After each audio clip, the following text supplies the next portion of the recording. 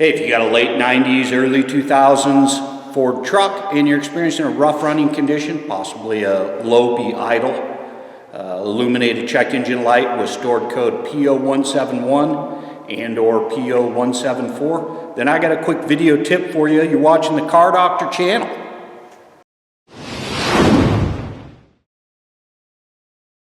Hey, welcome back to the channel. I got a regular here in the Car Doctor Studios, 99 F250. This is equipped with the 6.8 motor, but any of the V8s this tip's going to apply to, probably, you know, late 90s into 2010 or 11.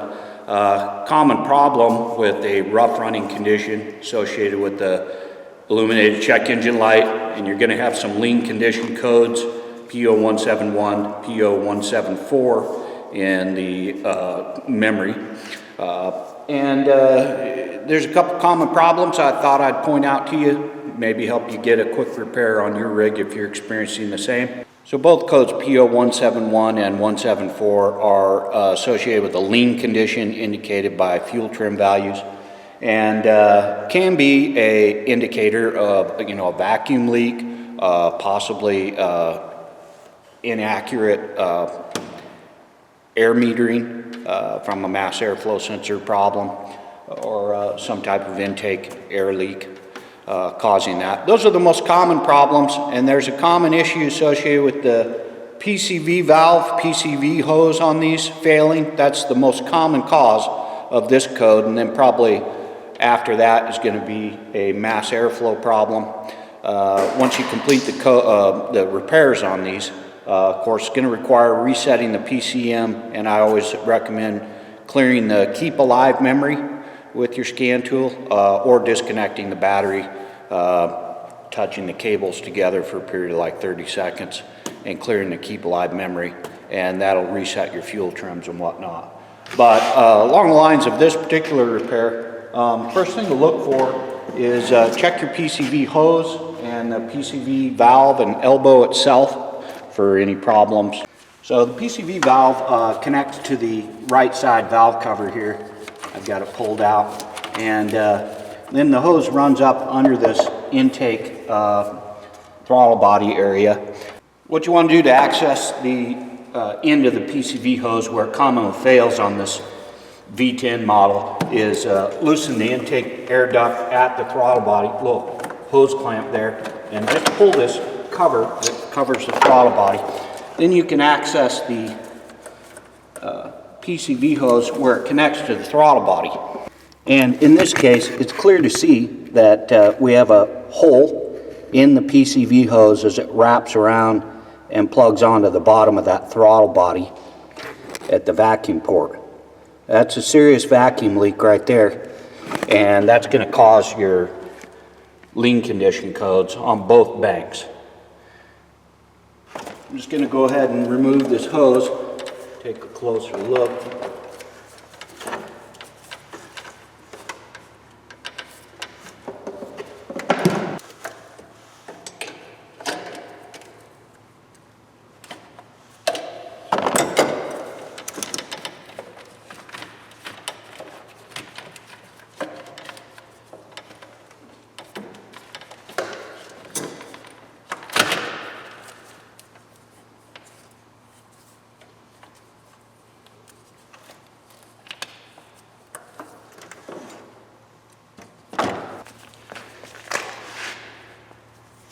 So this is just an elbow that connects to the end of the PCV hose assembly, and then connects to the throttle body. And of course, as you can see here, you got a serious crack in the hose.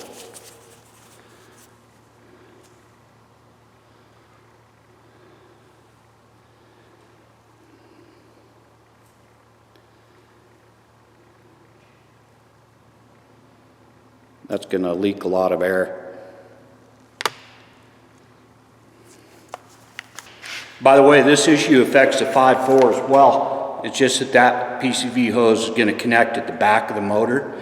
And check your technical service bulletins. There is an updated PCV hose assembly on both these applications available from the dealer, or you can probably find just the elbow portion of the hose, or even the hose assembly aftermarket.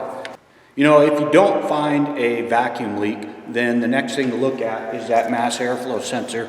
I'm not going to go through on this video how to check a mass airflow sensor. There's lots of great videos out there for that. But the first thing you do in this case, check your air filter and clean your mass airflow sensor with some mass airflow cleaner if you suspect that the mass may be improperly metering incoming air. And if cleaning it doesn't work and you come to the fact that your mass airflow is bad, then I definitely recommend only a Ford part on this. I don't really like the remans, and I don't care much for the aftermarket stuff on this application. But you know, go ahead and plunk down a couple $100 on an OE part and you won't be sorry. Okay, I got my replacement hose. It's also a Gates number. Again, this is just the end piece, elbow on the throttle body end. So we'll go ahead and reinstall this on the vehicle and get this thing back on the road.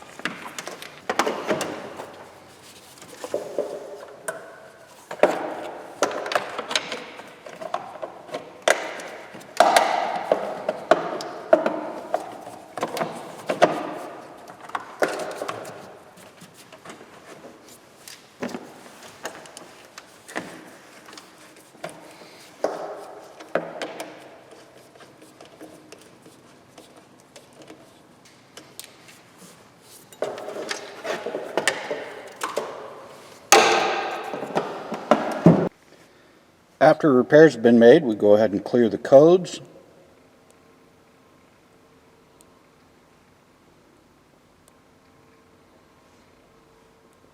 And then we clear our Keep Alive memory.